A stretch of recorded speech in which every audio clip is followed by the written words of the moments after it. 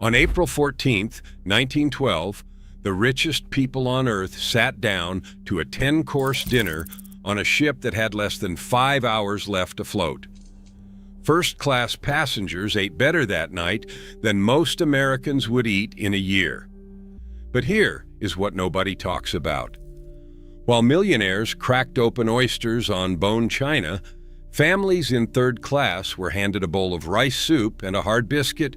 Same ship, same ocean, same iceberg. Two completely different last meals. Number 14 on this list was so extravagant that it would cost over $400 to recreate today. And number 1 was served at a temperature colder than the Atlantic water that swallowed the ship. The menu has survived because they floated. The passengers who held them mostly did not. These are the 25 foods actually served aboard the RMS Titanic the night she sank. Number 25, cabin biscuits. Down in steerage, where 710 passengers shared open dining halls bolted to the lower decks, dinner started plain. Cabin biscuits were dense, dry crackers baked hard enough to survive a transatlantic crossing without going stale. They were a holdover from the age of sail, when ships carried food that could last months without refrigeration. White Star Line purchased them by the barrel, thousands at a time, because they cost almost nothing and filled space on a plate when nothing else would. Third-class passengers broke them with their hands, dipped them in soup, or spread them with the thin pats of butter rationed to each table. Children gnawed the edges. Mothers tucked extras into apron pockets for later. These were immigrants, most of them, families who had sold everything they owned for a ticket to America. A cabin biscuit was not a complaint. It was fuel for the future. Nobody at those long wooden benches knew the biscuit they were chewing would be the last solid food some of them would ever eat. Number 24, rice soup. Third-class supper opened with rice soup, a thin broth with grains of rice suspended in a watery stock. It arrived in heavy ceramic bowls carried by stewards who served over 300 people in a single sitting. The soup was warm, bland, and functional. It was designed to take the edge off hunger, not to impress. For families from Ireland, Sweden, and Lebanon who filled the steerage berths, even a plain bowl of hot soup was a small luxury after days of seasickness below the waterline. The third-class menu that night listed just 5 items total. No choices, no courses. You ate what they gave you.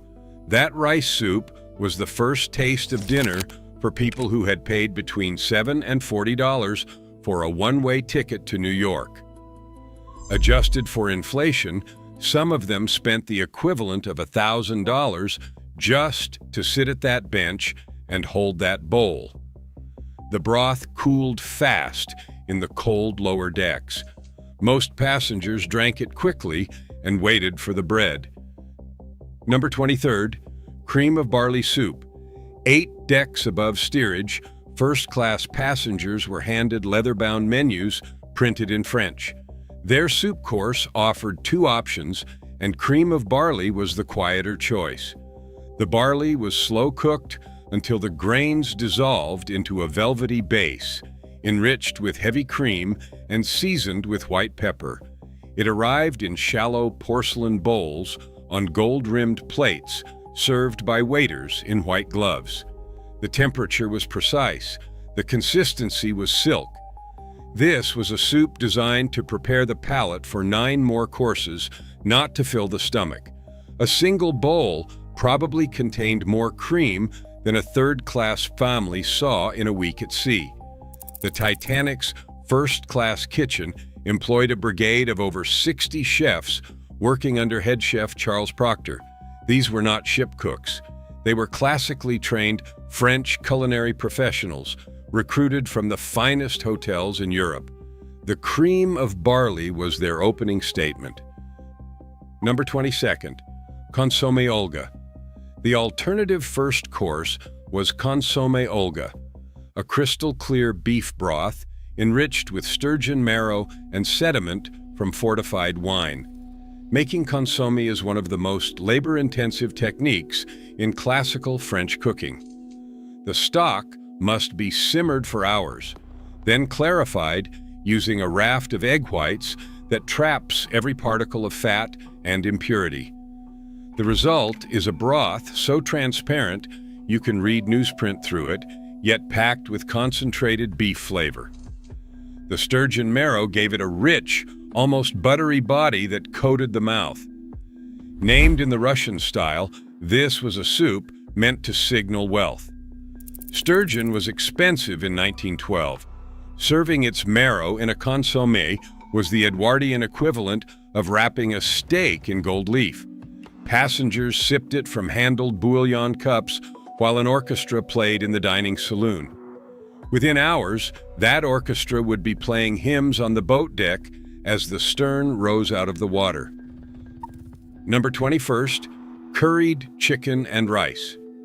Second-class passengers ate remarkably well aboard the Titanic, better, in fact, than first-class passengers on most other ships of the era.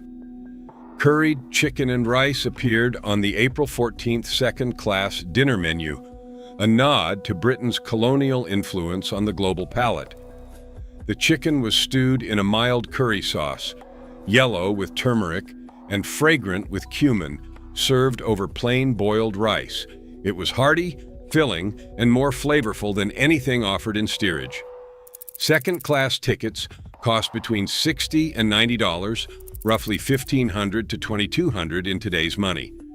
For that price, passengers received proper table service, printed menus, and meals that would have rivaled a decent London restaurant. The curried chicken was comfort food for British passengers heading to new lives in America. Familiar flavors carried across an unfamiliar ocean. Number 20, boiled potatoes and sweet corn. Third class rounded out its main course with boiled potatoes and sweet corn, served alongside roast beef. The potatoes arrived whole, skin on, boiled until just soft enough to break with a fork. Sweet corn came from tins, standard provisions for a ship carrying over 2,000 people. But for many steerage passengers, particularly those from rural Ireland and Scandinavia, these were familiar and welcome. The potato needed no translation. It was the universal language of the working class. Mothers divided them among children, making sure the youngest ate first. The sweet corn was a small American touch, a preview of the country waiting on the other side.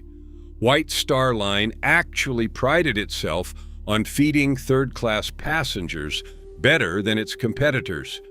The provisions list for the Titanic included 40,000 eggs, 36,000 oranges, and over 40 tons of potatoes loaded at Southampton.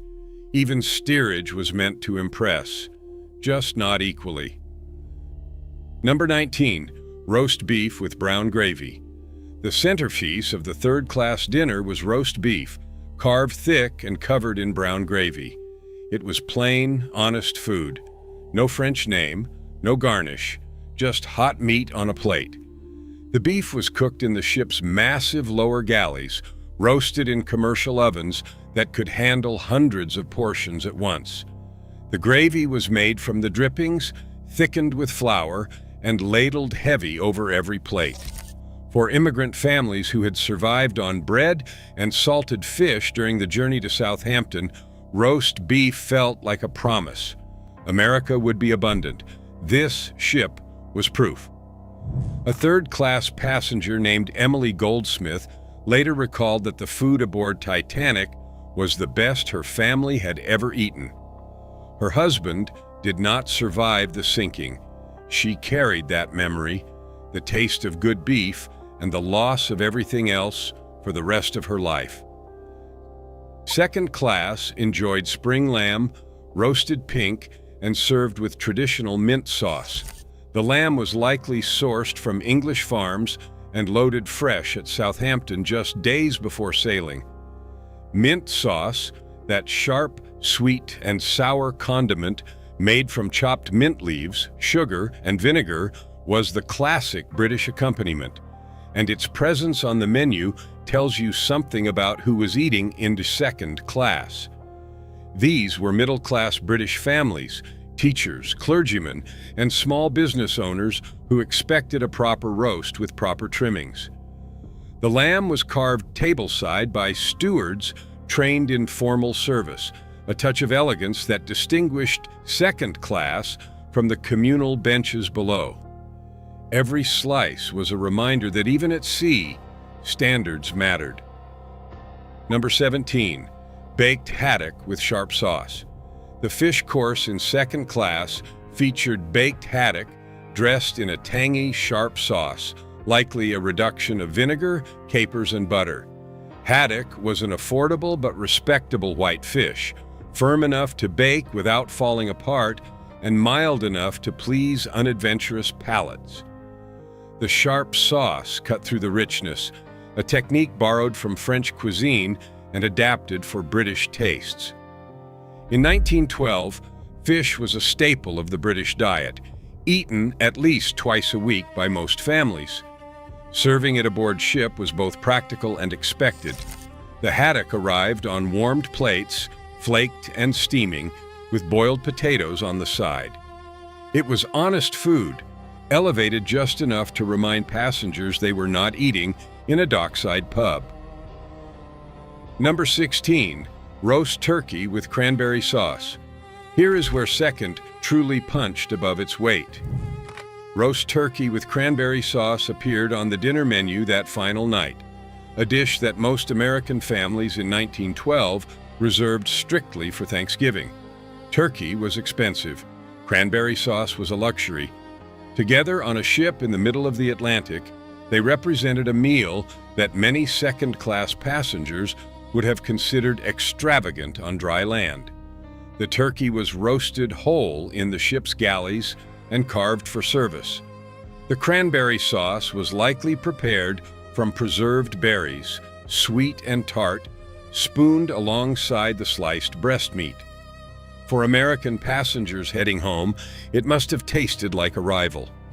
For British ones heading west, it was a first introduction to the flavors waiting across the water. Number 15, poached salmon with mousseline sauce. In first class, after soup, the fish course was poached salmon dressed in mousseline sauce. Mousseline is hollandaise lightened with whipped cream, a sauce so delicate it must be made minutes before serving or it collapses. The salmon was likely Atlantic, possibly even wild-caught from the very ocean the ship was crossing. Poached gently until the flesh just flaked, it was served on fine china with a precision that would embarrass most modern restaurants. This single dish required a dedicated saucier, a fish cook, and a plating team working in concert. It was a course that passengers spent perhaps 10 minutes eating, and the extravagance was the point. Number 14, filet mignon, li. The meat course arrived and it was filet mignon li, a preparation that has largely vanished from modern menus. The filet was cut thick from the tenderloin, seared, and served on a round of artichoke heart, topped with pan-fried foie gras and finished with a truffle-scented Périgueux sauce. In 1912, this was the pinnacle of fine dining. Filet mignon was already the most expensive cut of beef available. Adding foie gras and black truffle pushed it into the realm of spectacle. Recreating this dish today with high-quality ingredients would run well over $400 per plate. The Titanic's first-class dining saloon seated over 500 passengers. Every one of them could have ordered this. The sheer volume of luxury passing through that kitchen on a single evening was staggering, and it was all headed for the bottom of the North Atlantic. Number 13, roast duckling with applesauce. Duckling appeared as another main course option, roasted until the skin crackled and served with a classic applesauce. Duck was not common on American dinner tables in 1912. It was a European preference, a nod to the French and British aristocrats who filled the first-class cabins. The fat rendered during roasting was likely used to baste the bird, creating that signature crispy skin that shatters at the touch of a knife. Applesauce, made from stewed and sweetened apples, balanced the richness of the dark meat. This was not a dish designed for nutrition. It was designed for pleasure, for the slow theater of a 10-course dinner where each plate existed to outperform the last. Squab, young pigeon, was the 9th course, a small, delicate bird served whole on a bed of fresh watercress. In Edwardian fine dining, squab was prized for its tender, dark meat and subtle, gamey flavor. Each bird was barely enough for a few bites, which was precisely the point. By the 9th course, no one was hungry. The squab existed as a palate transition, a bridge between the heavy meats and the desserts to come. The watercress added a peppery freshness that cleansed the mouth. First-class passengers ate this tiny bird, while steerage families were finishing their only course 8 decks below. Same ship, same night, a pigeon on a bed of greens versus a bowl of soup and a hard biscuit. Number 11, pâté de foie gras with celery. After 10 courses of hot food, the menu shifted to cold. Pâté de foie gras arrived on chilled plates, the fattened goose liver pressed smooth and sliced thin, served alongside crisp stalks of celery. Foie gras was the definitive luxury ingredient of the Edwardian age, produced in France and shipped at great expense to the finest tables in the world. Its presence on the Titanic's menu was not about feeding passengers, it was about status. This was the course where millionaires like Benjamin Guggenheim and John Jacob Astor confirmed that they were dining at the highest possible standard civilization could offer. The cold pâte landed on the tongue, rich, buttery, and impossibly smooth. Within 3 hours, the ship that served it would be gone. Number 10, Waldorf pudding. The dessert course opened with Waldorf pudding, a warm, cake-like confection studded with apples and walnuts, inspired by the famous Waldorf Astoria Hotel in New York. The pudding was steamed, dense and fragrant with vanilla, and served warm. It was a deliberate American reference on a British ship, a sweet compliment to the wealthy New Yorkers heading home in first class. The Waldorf Astoria was the social headquarters of Gilded Age Manhattan, and naming a dessert after it was a signal. You are among your own. This is your standard. The apples softened during steaming, melting into the sponge, while the walnuts held their crunch. It was comfort, disguised as sophistication. Peaches suspended in pale green chartreuse-flavored jelly arrived as a cold dessert, shimmering on the plate like something from a jeweler's window. Chartreuse is a French herbal liqueur made by monks using a secret recipe of 130 botanicals. Infusing it into a gelatin dessert was showy, aromatic, and completely impractical. The jelly had to be set at exactly the right temperature to hold the peach halves in suspension without clouding. This was a dish that existed purely to demonstrate that aboard this ship, no effort was too great and no ingredient too rare. Passengers ate it with silver spoons, while the ship made 22 knots through icefield waters with no reduction in speed. Number 8, chocolate and vanilla eclairs. The pastry course included eclairs piped from choux dough, baked until golden, filled with vanilla custard or chocolate cream, and glazed until smooth.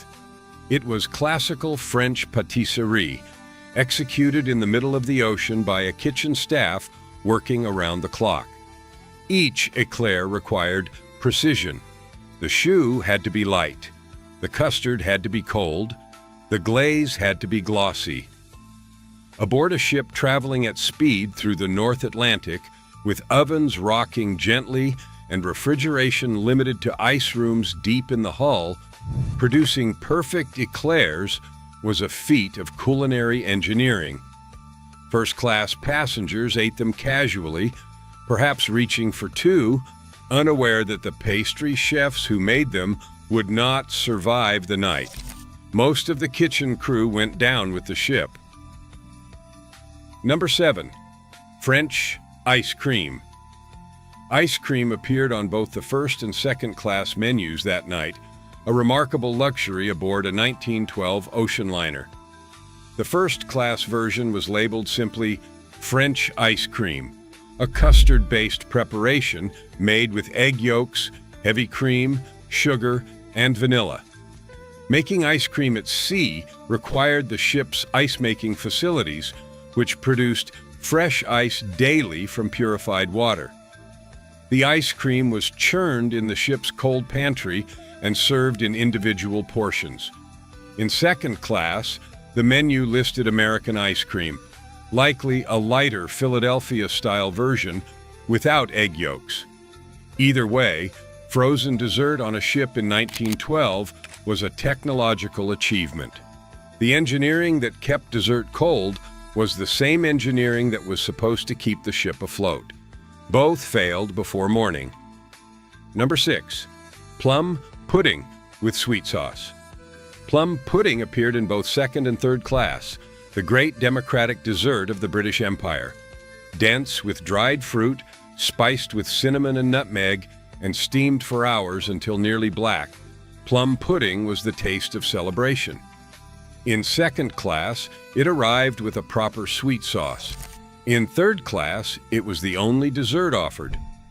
For steerage passengers, that plum pudding was the highlight of the meal, a rare moment of sweetness on a journey defined by uncertainty. Mothers spooned it onto plates for children who had never tasted anything so rich.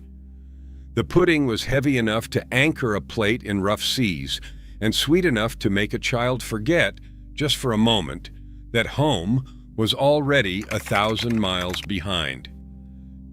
Number 5. Gruyere, Cheshire, Stilton, and Roquefort cheese. After dessert, first-class passengers were offered a cheese course. 4 cheeses arrived on board: Gruyere from Switzerland, Cheshire from England, Stilton, the king of British blues, and Roquefort from the caves of southern France. Fresh fruit accompanied the board. This was the penultimate course, designed for lingering. Passengers would pair the cheeses with port wine or brandy, stretching the evening as long as possible. The cheese board was a social ritual, a signal that the meal was ending, but the night was not. Conversations deepened. Cigars were lit. At 11:40 p.m. that night, approximately 90 minutes after the cheese course ended, the ship struck the iceberg. Some passengers were still in the smoking room, still sipping brandy, when the first shudder ran through the hull. Number 4. Punch romaine. Between the heavy meat courses and the roasted squab, first-class passengers received punch romaine, a frozen palate cleanser that was part sorbet, part cocktail. Made from champagne, white wine, sugar, orange juice, and egg whites, it was served as a soft, icy slush in crystal cups. The purpose was to numb the palate and prepare it for the courses still to come. But punch romaine was also a social event in itself. The icy cups arrived with great ceremony, and passengers took the pause as an opportunity to toast their table mates, admire the dining room, and savor the experience. It was the most theatrical moment of the meal. A champagne sorbet served at sea under crystal chandeliers on a ship that had 4 days left on her maiden voyage. She did not make it through the night. Number 3. Oysters. The very first course served to first-class passengers that evening was oysters. Raw, cold, and briny, they were presented on crushed ice with lemon wedges and mignonette sauce. Oysters were the universal opening of Edwardian fine dining. They signaled that what followed would be extraordinary.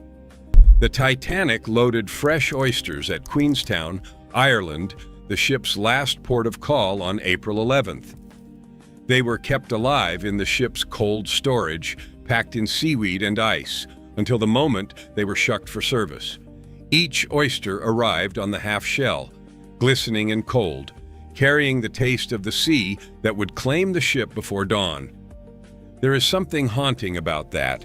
The first bite of dinner tasted exactly like the water that would fill the corridors, the cabins, the grand staircase. The ocean was on the plate before it came through the walls. Number 2. After-dinner coffee and cigars. It was not food, but it was the last thing most first-class passengers consumed before the collision. After the 10th course, stewards served coffee in the reception room and the smoking room. Gentlemen retired with brandy and Cuban cigars. Ladies withdrew to the lounge. The coffee was strong and dark, served in porcelain demitasse cups. This ritual, the slow unwinding after a monumental meal, was the final act of normalcy. Aboard the Titanic, Colonel Archibald Gracie was drinking coffee when the iceberg struck. Benjamin Guggenheim had returned to his cabin to change into evening wear, planning to go down like a gentleman. The after-dinner hour was the hinge between civilization and catastrophe. One moment, silver spoons clinking against porcelain. The next, 1,600 people fighting for their lives. Number 1. The bread and butter of steerage, not the oysters, not the filet mignon, not the champagne sorbet. The food that matters most from the Titanic's last night is the simplest. Fresh bread and butter, listed at the bottom of the third-class menu, served without ceremony to families who had nothing else waiting for them but hope. That bread was baked in the ship's own bakeries by men who worked through the night to feed more than 2,000 people. The butter came from the cold stores, stamped with the White Star Line crest. Mothers tore pieces for their children. Fathers ate quickly and quietly. The bread was soft, still warm, and for families who had left behind everything, it tasted like the promise of something better. When the ship went down, third-class passengers were the last to reach the boat deck. Many never made it at all. Gates and locked corridors kept them below as the water rose. Of the 710 steerage passengers aboard, only 174 survived. The bread they broke that night was, for most of them, a final meal shared with people they loved in a dining hall that would be at the bottom of the ocean by morning. That is why it is number 1. Not because it was extraordinary, because it was ordinary, and because the people who ate it deserved so much more. If this list taught you something, hit subscribe. The Titanic served 10 courses to the rich and 5 items to the poor on the same ship on the same night. Some things never really change.